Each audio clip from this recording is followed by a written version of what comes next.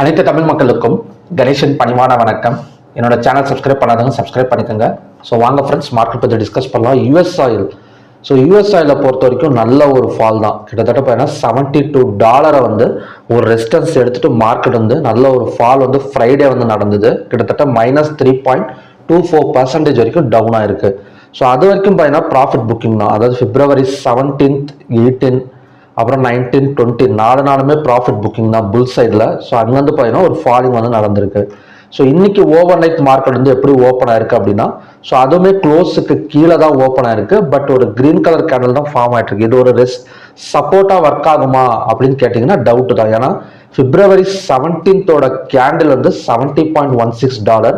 So அதையும் break பண்ணி தான் ஓப்பன் ஆயிருக்கு. ஸோ கண்டிப்பாக இன்னும் கொஞ்சம் ஃபாலிங் எடுக்கிறதுக்கான சான்சஸ் வந்து இருக்கு.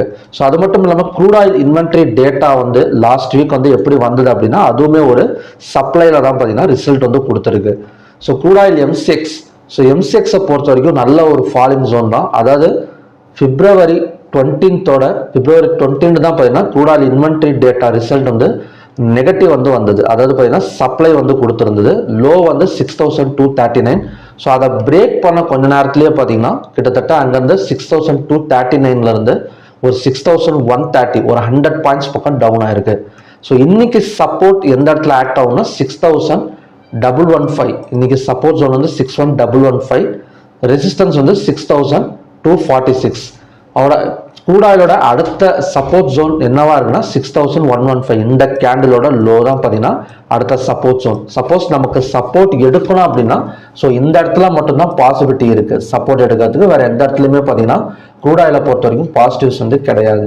ஸோ ஃபர்ஸ்ட் கண்டிஷன் படி ஸோ எந்த இடத்துல ஓப்பன் ஆனாலும் சரி, அதாவது க்ளோஸுக்கு மேலே ஓப்பன் ஆனாலும் சரி, இல்லைன்னா பார்த்தீங்கன்னா க்ளோஸுக்கு கீழே ஓப்பன் ஆனாலும் சரி, லோவை பிரேக் பண்ணால் ஸோ தாராளமாக வந்து நாம் வந்து ஒரு செல் சைடு வந்து ஃபோக்கஸ் பண்ணலாம். அதாவது நேற்று க்ளோஸ் வந்து 6140, சாரி க்ளோஸுக்கு மேலே ஓப்பன் வச்சாலும் இந்த க்ளோஸை பிரேக் பண்ணாலும் சரி, லோவை பிரேக் பண்ணாலும் சரி, ஸோ நம்ம தாராளமாக வந்து செல் சைட் ஃபோக்கஸ் பண்ணி அங்கேருந்து பார்த்தீங்கன்னா 6115 வரைக்கும் நாம் வந்து ப்ராஃபிட் வந்து புக் பண்ணிக்கலாம்.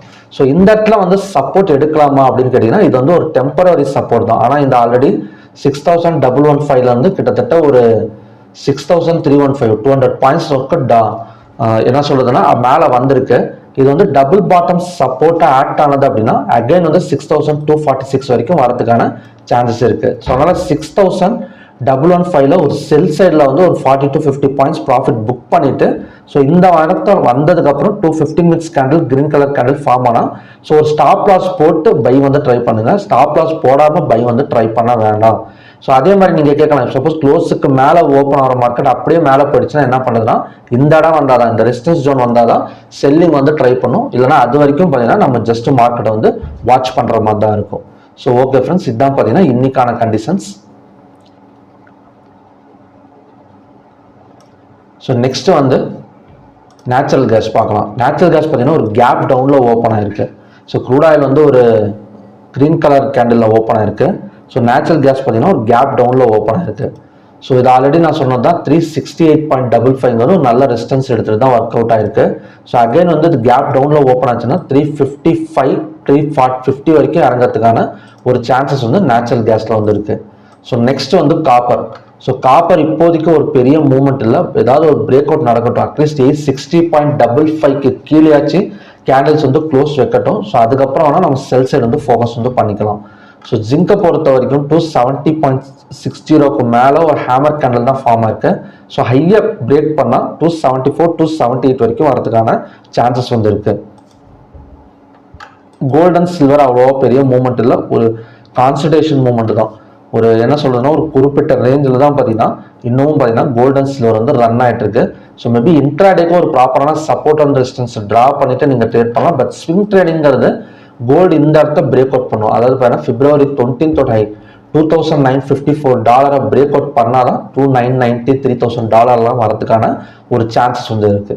ஸோ ஓகே ஃப்ரெண்ட்ஸ், இதான் பார்த்தீங்கன்னா இன்னைக்கான ப்ரைசன்ஸ். ப்ளஸ் க்ரூட் ஆயில் இந்த இடத்துல டபுள் பாட்டம் சப்போர்ட் எடுத்தது அப்படின்னா ஸோ கண்டிப்பாக அகைன் வந்து ஒரு 100 to 200 பாயிண்ட்ஸ் வரைக்கும் மேலே வரதுக்கான ஒரு சான்சஸ் வந்து இருக்கு. ஸோ ஓகே ஃப்ரெண்ட்ஸ், மறுபடியும் பார்த்தீங்கன்னா நல்ல ப்ரிடிக்ஷன் வீடியோட நான் வந்து உங்களை மீட் பண்ணுறேன். நன்றி, வணக்கம்.